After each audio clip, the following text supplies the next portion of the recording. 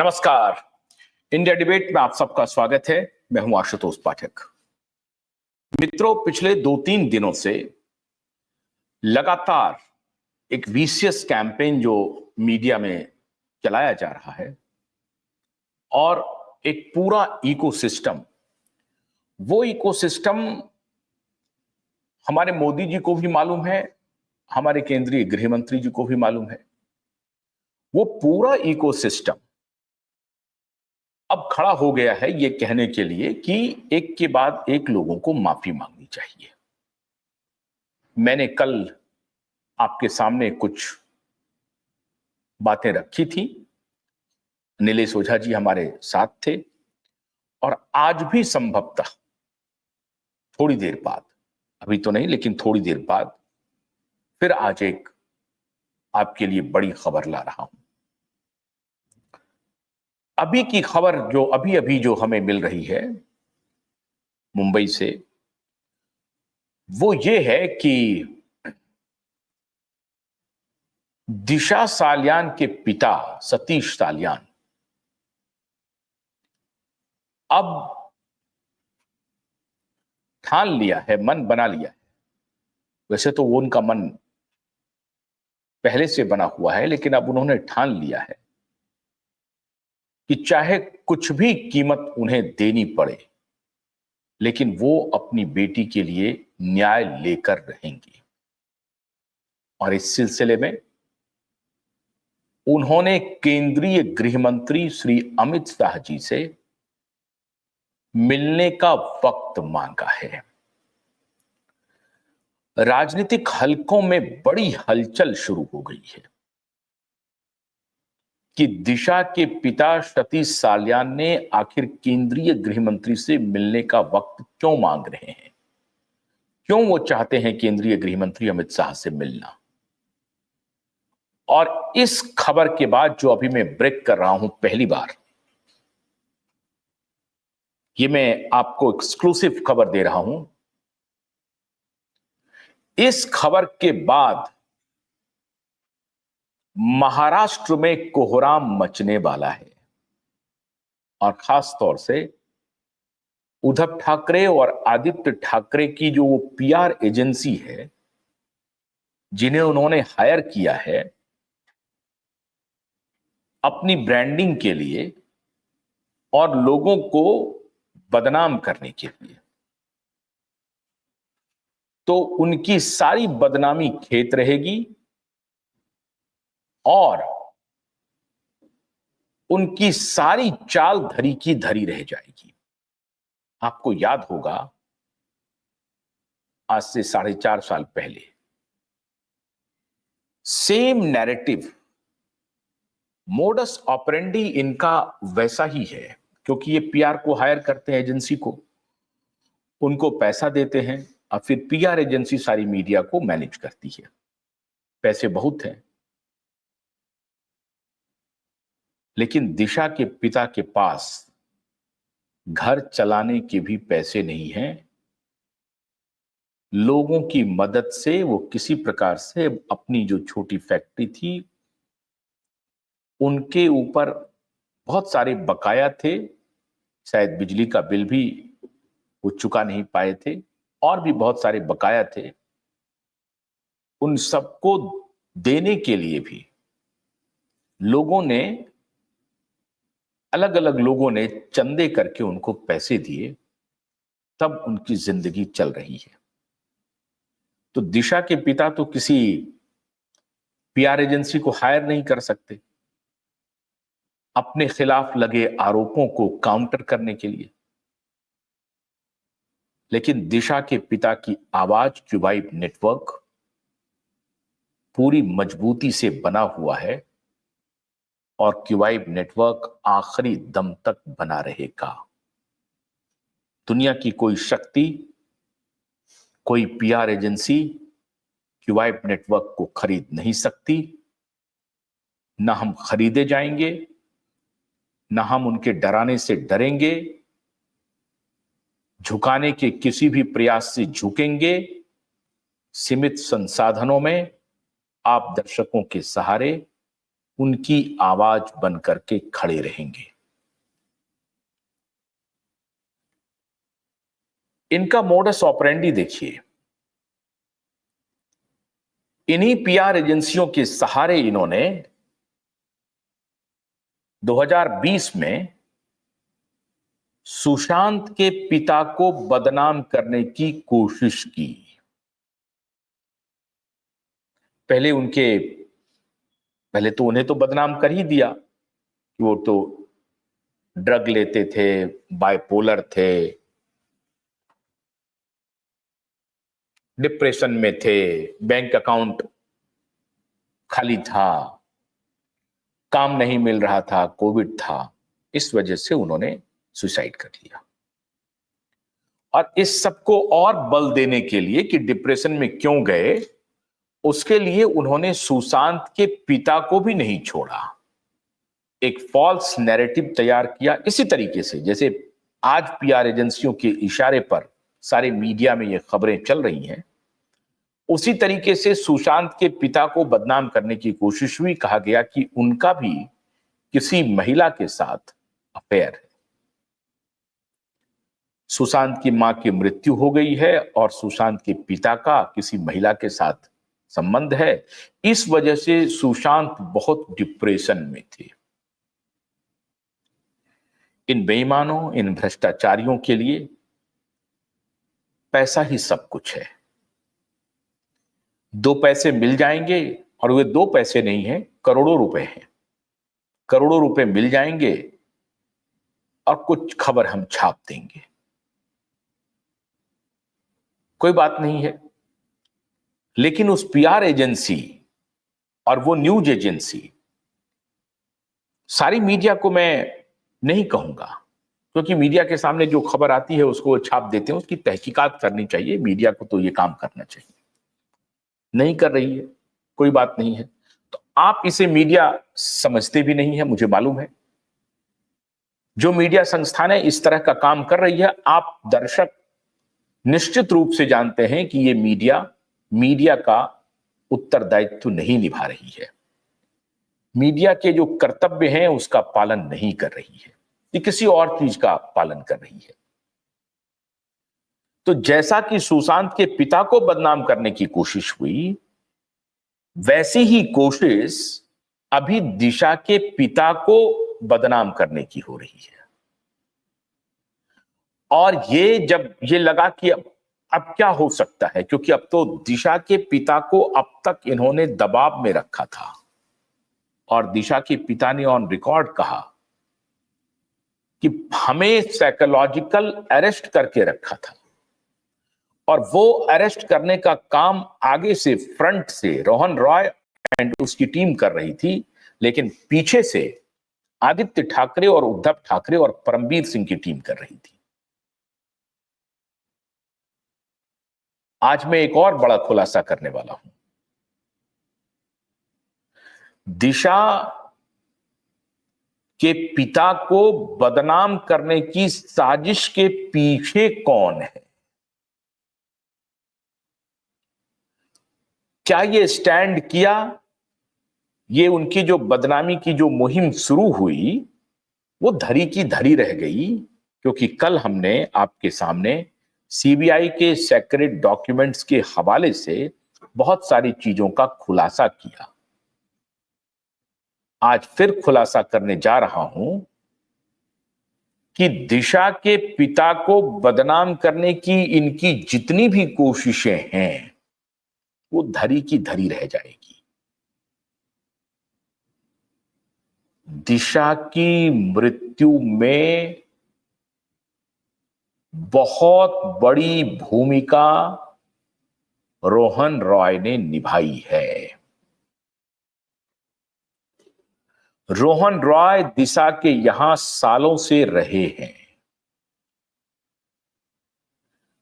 ये ब्रीफिंग रोहन रॉय की तरफ से आदित्य ठाकरे को दी जा रही थी, दी जा रही है, और आदित्य ठाकरे की briefing via sources Parambir Singh को जा रही है, और फिर परमबीर सिंह और आदित्य ठाकरे और उद्धव ठाकरे के बीच में चूंकि अभी बीच में संबंध इन दोनों के खराब हो गए थे, क्योंकि परमवीर सिंह ने पाला बदल लिया था। पाला तो उसी वक्त बदल लिया था, आपको याद होगा जब परमवीर सिंह को इन्होंने हटाया था, जब परमवीर सिंह ने मोर्चा खोल लिया था अनिल देशमुख के खिलाफ। सच्चाई मित्रों ये है कि अनिल देशमुख इस पूरे प्रकरण में उनकी बहुत भूमिका नहीं है। दिशा और सुशांत के प्रकरण में वो बेचारे नाम के गृह मंत्री थे, उनका पूरा काम अनिल परब नाम का इंसान करता था, जो कि उद्धव ठाकरे का दाहिना हाथ बताया जाता है। अनिल देशमुख कहीं नहीं थे। और मैं आपको बताऊं कि मैं उसका बिल्कुल जीता जागता, मेरे पास वो उसकी पूरी अंदरूनी खबर है कि जब परमवीर सिंह और शरद पवार और उद्धव ठाकरे के बीच में मीटिंग होती थी तो अनिल देशमुख कहीं नहीं होते थे। सीधे मीटिंग होती थी परमवीर सिंह, शरद पवार और उद्धव ठाकरे के बीच में। और इस बात को परमवीर सिंह ने ऑन रिकॉर्ड कबूला है कि हमें डिक्टेशन मिलता था, उनके डिक्टाट पर ही हम काम करते थे। अनिल देशमुख को जो इस बीच में फंसाया गया, वो बलि का बकरा बेचारे को बनाया गया। और परमवीर सिंह क्योंकि पूरी तरह से इस पूरे प्रकरण में इन्वॉल्व है, in connivance with Uddhav Thackeray and others, तो ये पाला बदल करके, और शरद पवार के बीच जो उनकी मीटिंग होती थी कोई दिशा सालियान या इस केस को लेकर के नहीं हुई थी। वो किसी अन्य उगाई पुगाई इधर उधर पुलिस का जो मामला होता था उसके बारे में परमवीर सिंह ने कहा है कि इन दोनों से हमारी कई बार मुलाकात हुई और इन दोनों के डिक्टेशन पर ही हम सारा काम करते थे। लेकिन परमवीर सिंह अनिल देशमुख को बीच में ला करके ये सारा अपना कुकर्म अनिल देशमुख के माथे पर मरना चाहता था, अभी भी चाहता है, जिसमें कि दिशा और सुशांत के मामले में कोई सच्चाई नहीं है। अनिल देशमुख सिर्फ नाम के गृह मंत्री थे, सारा काम उद्धव ठाकरे स्वयं कर रहे थे, आदित्य ठाकरे कर रहा था, अनिल परब कर रहा था, और डायरेक्ट परमवीर सिंह के संपर्क में ये लोग थे। तो एक प्रकार से रबर स्टैंप थे अनिल देशमुख, और इसकी पीड़ा उन्होंने कई बार अपने नेताओं से जताई भी, बताई भी। आज अनिल देशमुख ही वो नेता हैं जो शरद पवार का साथ नहीं छोड़ा। उनके पास भी मौका था, अनिल देशमुख के पास भी, कि आप भारतीय जनता पार्टी में जा सकते थे। जब प्रफुल्ल पटेल जा सकते हैं, शरद पवार के भतीजे जा सकते हैं, तो अनिल देशमुख क्यों नहीं जा सकते?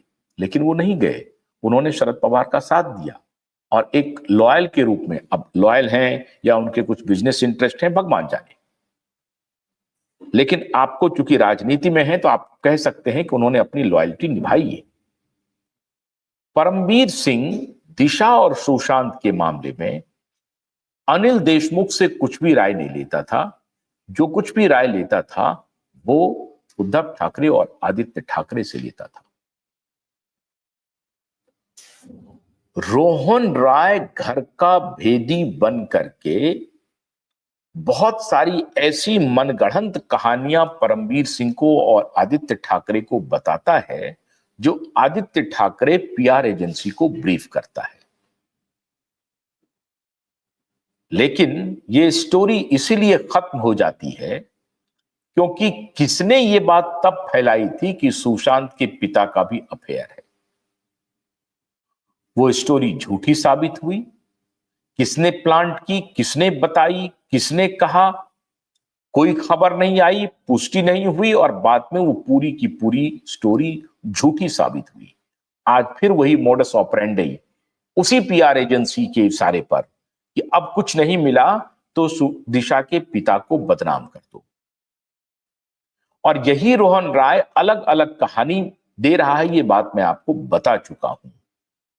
पहले कहा शूट करने के लिए जा रहे हैं, फिर कहा कि केरल में हथनी और हाथी की मृत्यु से डिप्रेशन में थी। फिर कहा कि 25 लाख रुपए का कर्ज था कॉर्नर स्टोर कंपनी में काम करने का, जो कोई कॉन्ट्रैक्ट दिलवाया था उसको लेकर के काम थी, वो डिप्रेशन में थी। और इस फिर कहा कि रोहन रॉय के साथ उसका कोई चक्कर चल रहा था झंझट का, इसलिए वो डिप्रेशन में थी। ये तमाम तरह की कहानी बनाई गई। और अब आखिर में, चूंकि अब तक आपने दिशा के पिता की कहानी सुनी थी, नहीं सुनी थी। क्लोजर रिपोर्ट तो 2021 में ही आ गया था। उस वक्त क्लोजर रिपोर्ट आपको मीडिया में मिला था? नहीं मिला था। याद कीजिए, फरवरी 2021 में दिशा के जांच की मुंबई पुलिस ने क्लोजर रिपोर्ट फाइल कर दी, लेकिन आपको उस वक्त ऐसी कोई स्टोरी देखने को मिली कि दिशा डिप्रेस्ड क्यों थी और पुलिस ने डिप्रेशन का कारण क्या बताया है? आपको मिली थी क्या? अगर आप में से किसी को ये हो कोई खबर, हमने तो नहीं देखी, लेकिन अगर आपके सामने मैं फिर रख रहा हूं कि अगर आपने कहीं कोई ये स्टोरी देखी है कि दिशा के सुसाइड करने के पीछे डिप्रेशन था और उस डिप्रेशन के पीछे उनके पिता का कोई अफेयर की कहानी थी, ये 2021 के बारे में मैं बोल रहा हूं। इनके मालाफाइड इंटेंशन को, इनके फ्रॉड को, इनकी धूर्तता को, इनके बिके हुए दलाल पत्रकारों को आज मैं आपके सामने एक्सपोज कर रहा हूं। इनसे पूछिए, आप ये समझते हैं देश की जनता बिल्कुल बेवकूफ है, उनका कोई क्रिटिकल थिंकिंग नहीं है, वो अपना भेजा नहीं लगा सकता है किसी रिपोर्ट पे। तो जरा इनसे पूछिए कि जिस क्लोजर रिपोर्ट का आप हवाला दे रहे हैं, और पीटीआई एजेंसी वाले, आपसे तो मैं खास तौर से आग्रह कर रहा हूं कि इस तरह की दलाली कब तक चलेगी आपकी? आप तो उस वक्त भी थे एजेंसी के, बड़े पुराने एजेंसी वाले हैं, आपने उस वक्त क्यों नहीं ये हवाला दिया? नहीं दिया ना। इस कोई रिपोर्ट्स आपने देखी है किसी मीडिया में? 2021 में फरवरी में जब ये रिपोर्ट क्लोज किया था मुंबई पुलिस ने, आपने कोई रिपोर्ट देखी? नहीं देखी। आज उस रिपोर्ट के हवाले से, और कमाल की बात है, वो क्लोजर रिपोर्ट उच्च पदस्थ अधिकारी के पास है। वो कौन उच्च पदस्थ अधिकारी है जिन्होंने ये रिपोर्ट दी एजेंसी को? दी तो दी क्यों, जबकि उनको मालूम है कि क्लोजर रिपोर्ट को सेट असाइड कर दिया है महाराष्ट्र सरकार ने। उस क्लोजर रिपोर्ट का कोई लीगल वैलिडिटी नहीं है, क्योंकि स्पेशल इन्वेस्टिगेशन टीम की घोषणा हो गई है और स्पेशल इन्वेस्टिगेटिव टीम उस पर काम कर रही है। 2022 में ही एसआईटी का गठन हो गया। इसलिए गठन हो गया क्योंकि उस क्लोजर रिपोर्ट को सरकार ने रिजेक्ट किया। सरकार ने कहा कि वो क्लोजर रिपोर्ट का कोई मतलब नहीं है, मैं दोबारा जांच करूंगा। सरकार ने जांच की अनुमति दी, तो उस क्लोजर रिपोर्ट का कोई सिग्निफिकेंस नहीं है। फरवरी 2021 में उस क्लोजर रिपोर्ट के हवाले से इस तरह की कोई रिपोर्टिंग मीडिया में नहीं है। फिर आज यकायक क्यों दिशा के पिता को बदनाम करने के लिए ये खबर को बनाया गया, लीक किया गया, क्लोजर रिपोर्ट का हवाला दिया गया? और अगर क्लोजर रिपोर्ट ने कहा कि दिशा के पिता का कुछ गड़बड़ है मामला, तो क्या क्लोजर रिपोर्ट ने, पुलिस ने, जांच एजेंसी ने रोहन रॉय के स्टेटमेंट की Disha was a nature lover, wild animal lover, और वो हाथी और हथनी की मृत्यु से काफी डिप्रेशन में थी, क्या इस एंगल की, जो रोहन रॉय स्वयं कह रहा है, टाइम्स ऑफ इंडिया का रिपोर्ट है, न्यूज लॉन्ड्री में कुछ और कह रहा है, तो क्या रोहन रॉय के इस स्टेटमेंट को पुलिस ने अपने जांच में कंसीडर किया? नहीं किया। तो वही बात कह दी जो सुशांत के पिता के बारे में एक फोर्स्ड और गलत नैरेटिव चलाने की कोशिश की इन्होंने, अफेयर वाला किस्सा। लेकिन रोहन रॉय के स्टेटमेंट पर कोई जांच पड़ताल करने की कोशिश नहीं की। कि हाथी और हथनी से वो परेशान थी मरने से, या 25 लाख का कर्जा था जो कॉन्ट्रैक्ट किसी को दिलवाया था उसको लेकर के परेशान थी, या रोहन राय और दिशा के बीच में कोई बढ़िया रिलेशन नहीं था इसको लेकर के परेशान थी, या रोहन राय का किसी अन्य लड़की के साथ अफेयर था इसको लेकर के परेशान थी। रोहन राय एक चरित्रहीन व्यक्ति है ये बताने की तो आवश्यकता है नहीं। दिशा के जाते ही उसका एक पुराना प्यार जग गया, कहीं से मिल गई और फौरन उन्होंने वक्त बिना गवाए शादी कर ली और फिर इंटीरियर और डेकोरेशन और तमाम तरह की लग्जरी में काम करने लगा। 2022 में आकर के इंटरव्यू दे दिया कि सीबीआई ने क्लीन चिट दे दी है। आदित्य ठाकरे ने खबर फैलवा दी कि सीबीआई ने दिशा के मामले में सबको क्लीन चिट दे दी है और उसके बाद ये अपना नॉर्मल लाइफ लीड करने लगा। तो क्या फरवरी में आपने 2021 में कोई रिपोर्ट नहीं देखी कि दिशा के पिता का कोई अफेयर था और इस वजह से दिशा डिप्रेशन में थी? नहीं देखी ना। तो मोडस ऑपरेंडी सुशांत के पिता और दिशा के पिता का उस दौरान का मिल जाता है। आज जो इनके हवाले से बिके हुए पुलिस वाले और बिके हुए पत्रकारों ने मिलकर के खिचड़ी पकाने की कोशिश की है, उस खिचड़ी को मैं आपके सामने एक्सपोज कर रहा हूं। आज जब दिशा के पिता ने मन बना लिया है कि मैं अपनी बेटी के लिए न्याय लेकर रहूंगा, और क्यूवाइब नेटवर्क और supreme court high court litigant association ने इस मुद्दे को इसलिए नहीं लिया है कि ये सिर्फ 2 मौतें हुई हैं।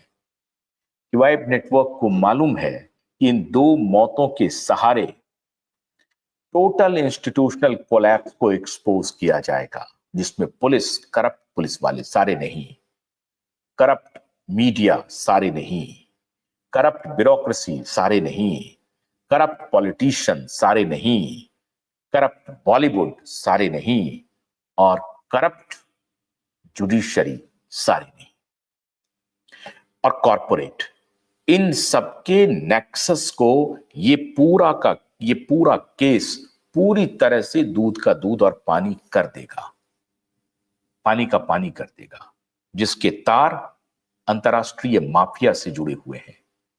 इस मौत का जब आप इसके इन्वेस्टिगेशन, और क्योंकि मैंने क्यूवाइब नेटवर्क ने, supreme court high court litigant association ने 2 साल लगा करके इसकी पड़ताल कर ली है, सारे साक्ष्यों को अपने पास जुटा लिया है, तब जाकर के हम लोग आपके सामने ला रहे हैं, तब हमने जनता की अदालत लगाई थी। तो आज दिशा के पिता को बदनाम करने के लिए ये नैरेटिव चलाना कुछ बिके हुए दलाल पत्रकारों के माध्यम से ये चलना शुरू हुआ। उसमें भी एक चलन और शुरू हुआ माफी मांगने का। मैंने कल ही एक्स पे पोस्ट किया है और उसमें काफी रिस्पांस आया है आप सबका। अब वो मुझे नहीं मालूम कि उन्होंने क्यों माफी मांग ली हड़बड़ी में। तो उधर से एक बैटरी एक्टिव हो गया है कि माफी मांगो माफी मांगो। माफी तो आप सबको जनता की दरबार में ऐसी मांगनी पड़ेगी कि दुनिया देखेगी। चिंता मत कीजिए। इन लोगों ने एक एक नैरेटिव बताया कि दिशा की मृत्यु तो गिरने से हो गई, डिप्रेशन में थी, कूद करके जान दे दी। हम लोगों ने एक्सपोज किया, फोटोग्राफ आपके सामने रखे, पोस्टमार्टम रिपोर्ट को रखा, पोस्टमार्टम रिपोर्ट फोटोग्राफ दोनों को कोलैबोरेट किया, आपके सामने रख दिया। इस पर कोई सवाल ये जो बिकी हुई मीडिया, बिकी हुई दलाल पत्रकार नहीं पूछ रहे हैं। एक बार भी नहीं पूछ रहे हैं कि भाई इस फोटोग्राफ का और उस पोस्टमार्टम रिपोर्ट का कोई मतलब है या नहीं है। चलिए, मेरा एजेंडा हो सकता है, मैं एजेंडा चला रहा हूं डिफेम करने के लिए रिया चक्रवर्ती को, तो आपको मैं सबूत दिखाता हूं। लीजिए सबूत देखिए।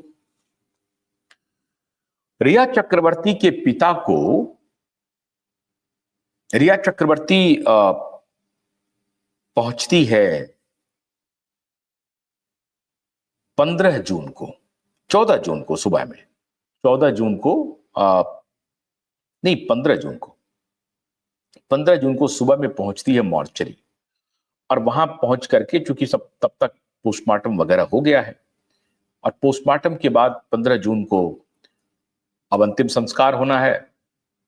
सुशांत के पिता को बुलाया जाता है, वो सुबह की फ्लाइट से आते हैं और सुशांत के पिता को हॉस्पिटल न ले जाकर के उनको बांद्रा के घर पे भेज दिया जाता है। और वहां वो 3 घंटे तक सुबह में इंतजार करते हैं, क्योंकि रिया चक्रवर्ती उस मॉर्चरी में पहुंची हुई है और ये संदीप सिंह की पूरी प्लानिंग चल रही है। रिया चक्रवर्ती से सारे लोग माफी मांग रहे हैं और सब कह रहे हैं कि माफी मांगना शुरू कर दीजिए। क्यों भाई? क्योंकि रिया और आदित्य के बीच में कोई रिश्ता नहीं है, और रिया तो एक बॉयफ्रेंड गर्लफ्रेंड का नोकझोंक हुआ और इस वजह से रिया ने 8 तारीख को घर छोड़ दिया।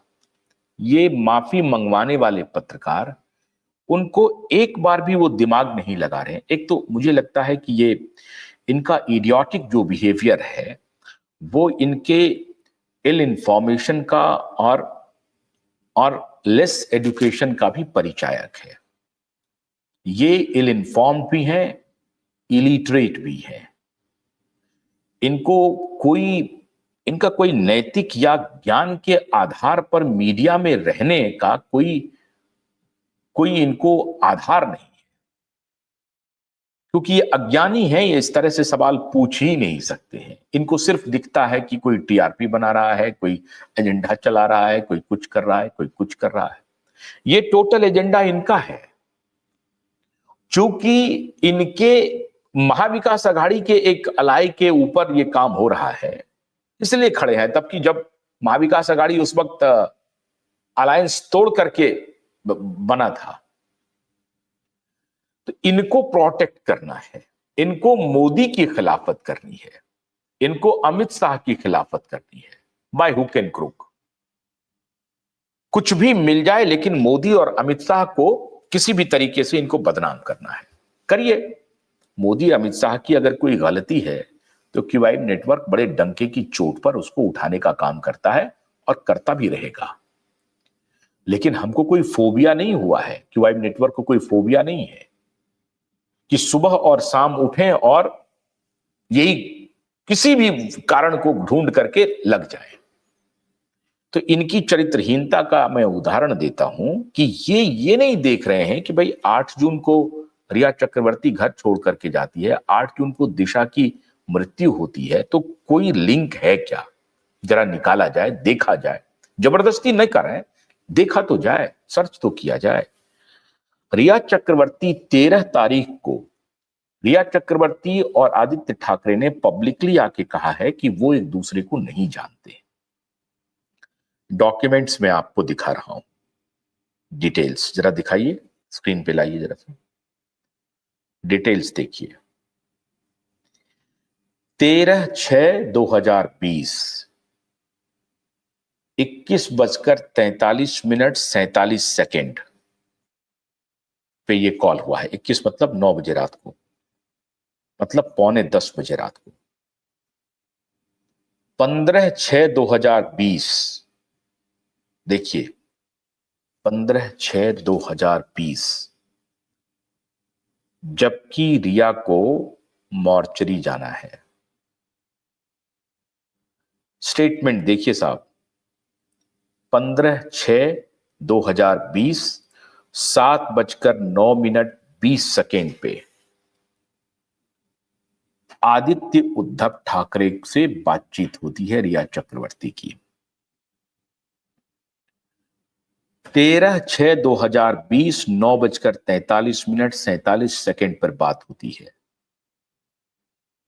16 जून 2020 9:20 पे बातचीत होती है। 20/6/2020 5:18 पर बात होती है। 17, 18, 12 आप देख रहे हैं, आपकी स्क्रीन पर है।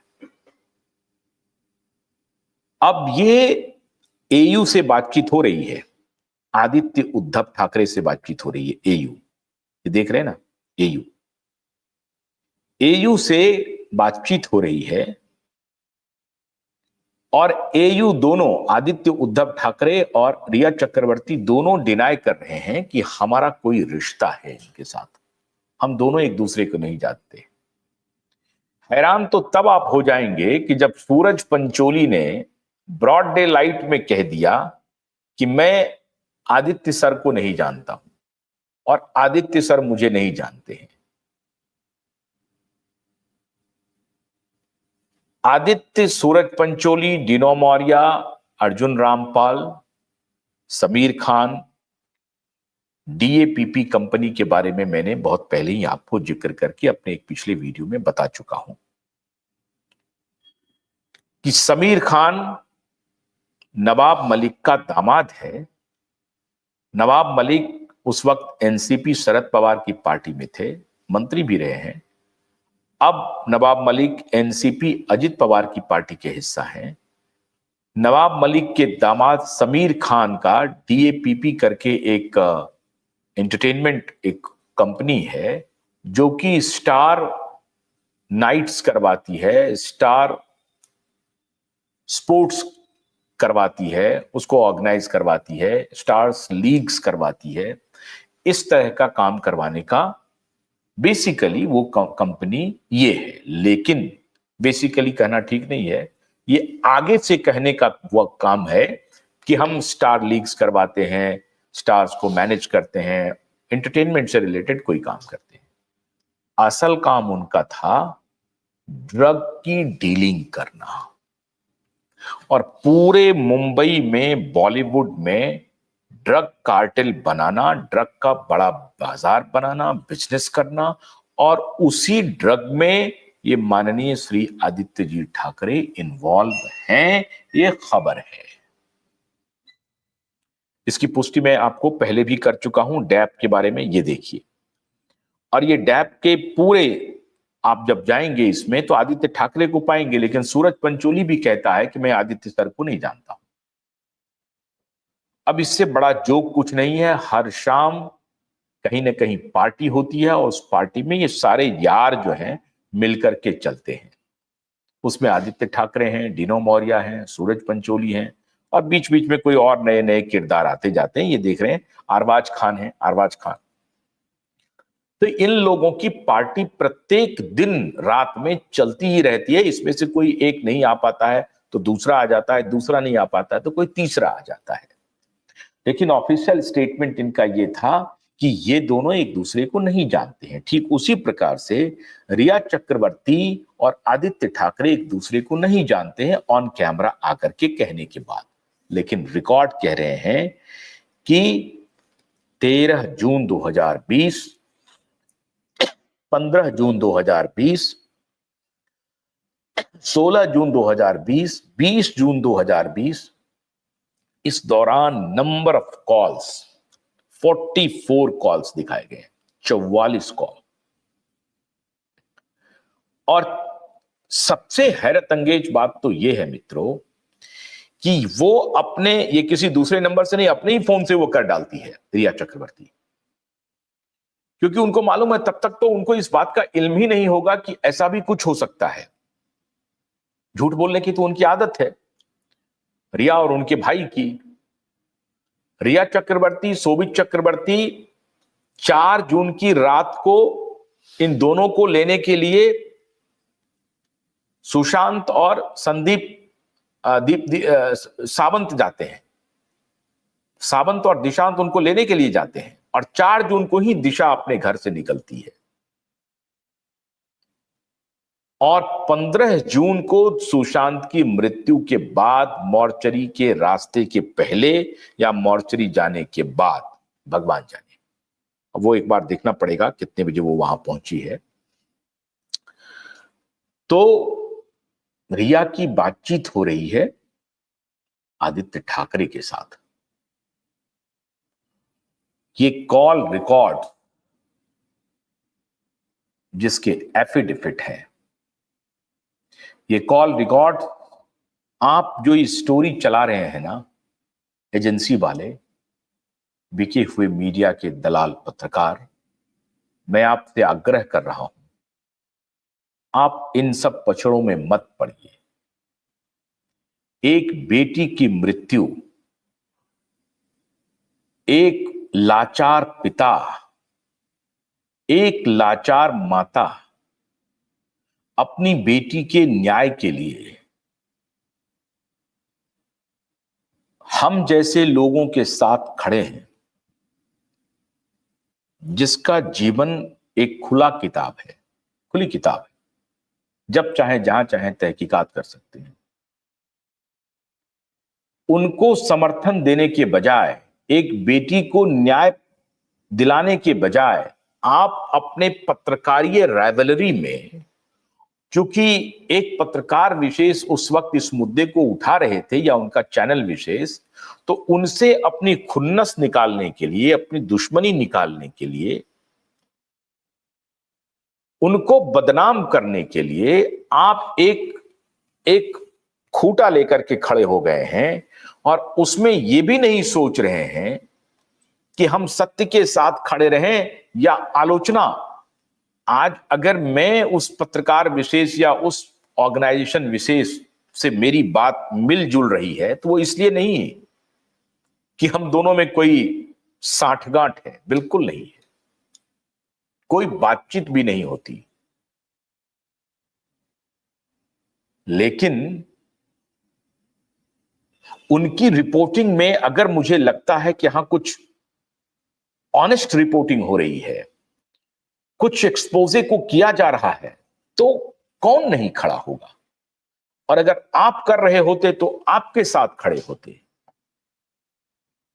बिना लाग लपेट के खड़े होते, आपकी तारीफ करते, भूरी भूरी प्रशंसा करते, आप जो कहते वही करते।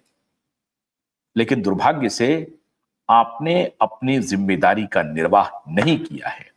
और यह मुझे कहना पड़ रहा है मित्रों कि इस तरह से आप देश का जो नुकसान कर रहे हैं, वो इतिहास याद रखेगा। एक असहाय पिता के खिलाफ जिस तरह से विशियस एक सेमलेस कैंपेन चला रहे हैं, निर्लज्जता की पराकाष्ठा पर जाकर के कैंपेन कर रहे हैं, उसको इतिहास याद रखेगा। और मैं दावे के साथ कह सकता हूं, एक दिन आएगा जब आप जनता के बीच में खड़े होकर के माफी मांगेंगे। कोविड के दौरान जो आप लोगों ने पाप किया, वो अब माफी जनता आप समझ गई, आप भी समझ गए, तो चुप चुप हैं, चुप्पी लगा करके भागे हुए हैं। उधर एलन मस्क और ट्रंप आपको खोज रहे हैं कि किस किस ने ये पाप फैलाया पूरी दुनिया में। तो आज जो बदनाम करने की साजिश कर रहे हैं, आप एक्सपोज हो जाएंगे और आपको माफी मांगने का भी मुंह नहीं रहेगा। आप किस मुंह से माफी मांगेंगे ये भी नहीं विचार कर पाएंगे। वक्त आने दीजिए। अमित शाह के पास अर्जी अब से शायद थोड़ी देर में या आज शाम तक पहुंच जाएगी। दिशा के पिताजी सतीश सालियान ने केंद्रीय गृह मंत्री से मिलने का वक्त मांग रहे हैं। ध्यान रखिए, एक असहाय पिता केंद्रीय गृह मंत्री के पास जाएंगे अगर वक्त मिलेगा तो। वक्त नहीं मिलेगा तो केंद्रीय गृह मंत्री को कुछ ना कुछ तो करना पड़ेगा। अंदर एक तूफान चल रहा है। एसएसआर वॉरियर, आप धैर्य बनाए रखिए। ये सुशांत के मामले को भटकाने की कोशिश करेंगे, आप उस ट्रैप में मत फंसिए। आपको दिशा के मुद्दे पर बने रहना है। दिशा का केस जिस दिन सॉल्व होगा, उसी दिन सुशांत का केस सॉल्व हो जाएगा। और महाराष्ट्र सरकार ने कह दिया है कि दिशा और सुशांत के बीच एक संबंध है और इस संबंध की जांच तो होगी। इसीलिए आप निश्चिंत रहिए, दिशा के मृत्यु के जांच होने ही चाहिए। एक और ब्रेकिंग, इस पर मैं तफसील से बड़ा चीज आपके सामने ला रहा हूं कि दिशा की जो मृत्यु हुई है, जिस तरह के फोटो आपको देखने को मिले हैं, श्रीदेवी के मौत से दिशा का कोई संबंध है? इस पर मैं आपको डिटेल जानकारी देने वाला हूं। सुशांत के पास कितने पेन ड्राइव थे? क्या सुशांत और श्रीदेवी में कभी कोई बातचीत हुई थी? क्या श्रीदेवी ने सुशांत को कुछ ब्रीफ किया था? क्या श्रीदेवी ने दिशा को कभी कुछ कॉन्फिडेंस में दिशा को भी कुछ बात मालूम थी? श्रीदेवी की जिस प्रकार से मृत्यु हुई है, क्या श्रीदेवी को भी कोई खास तरह का ड्रग दिया गया था? क्या दिशा को भी किसी खास तरह का ड्रग दिया गया था? क्योंकि दिशा की मौत कूदने से नहीं हुई है, ऊपर से फेंकने से नहीं हुई है। कोई भी नैरेटिव, जितने प्रकार के नैरेटिव हैं वो एक तरफ, उसी पुलिस की रिपोर्ट एक तरफ, उसी पुलिस की जांच रिपोर्ट एक तरफ, दिशा के फोटोग्राफ एक तरफ, बाकी सारी चीजों पर पर्दा डाल दीजिए, बाकी का कोई औचित्य नहीं है। दिशा के फोटोग्राफ मिल चुके हैं, सबसे बड़ा सबूत उसी मुंबई पुलिस के पोस्टमार्टम रिपोर्ट है, उसी डॉक्टर के पोस्टमार्टम रिपोर्ट है, उसी मुंबई पुलिस के क्लोजर रिपोर्ट है। तो जिस क्लोजर रिपोर्ट के चटकारे खबर को बना करके डिफेम करने की कोशिश कर रहे हो पत्रकार महोदय, अपनी आत्मा को जरा जगाओ, आत्मा को झकझोरो, सोचो, देखो, पूछो तुम्हें नींद कैसे आती है कि एक अबला बेटी के असहाय माता पिता को न्याय के लिए भी तुम रोड़े अटका रहे हो। ये नहीं पूछ रहे हो कि ये जो फोटोग्राफ है और ये जो पोस्टमार्टम रिपोर्ट है और ये जो पुलिस की क्लोजर रिपोर्ट की झूठी कहानी है, ये टोटल बोगस है पोस्टमार्टम और पुलिस की रिपोर्ट, क्योंकि ये फोटोग्राफ तो सब कुछ बयान कर चुका है। बाकी किसका किससे अफेयर था, कौन कहां जा रहा है, नहीं जा रहा है, इसका कोई महत्व नहीं है। इसलिए देश को गुमराह मत कीजिए, देश को सच बताइए। फोटोग्राफ, पोस्टमार्टम रिपोर्ट, पुलिस की रिपोर्ट, बस। केस दूध का दूध, पानी का पानी। और जिस दिन ये दूध का दूध, पानी का पानी हो जाएगा, उसी दिन सुशांत का केस दूध का दूध, पानी का पानी हो जाएगा। परिवार पर दबाव है, परिवार के कुछ रिकॉर्डिंग्स हैं, इनके साथ हैं, उनके साथ हैं, क्या है नहीं है, वो सब समंदर में डूब जाएगा। बस इस दो फोटोग्राफ, पुलिस की पोस्टमार्टम, पुलिस की क्लोजर रिपोर्ट, इन्वेस्टिगेशन ऑन, 7 दिन में केस सॉल्व, सुशांत का केस ओपन, 7 दिन में केस सॉल्व। फिर एक ही काम बचेगा, देश के सामने आकर के आपको हाथ जोड़ करके माफी मांगना। इसके अलावा आपके पास कोई चारा नहीं है। हम उम्मीद करते हैं कि केंद्रीय गृह मंत्री जी हमारे इस प्रोग्राम को देख रहे होंगे, देखेंगे, और अगर दिशा के पिता आपसे मिलने का वक्त मांगते हैं तो देश की बेटी और उनके पिता को न्याय के लिए पूरा देश आपसे गुहार कर रहा है कि आप वक्त दीजिए।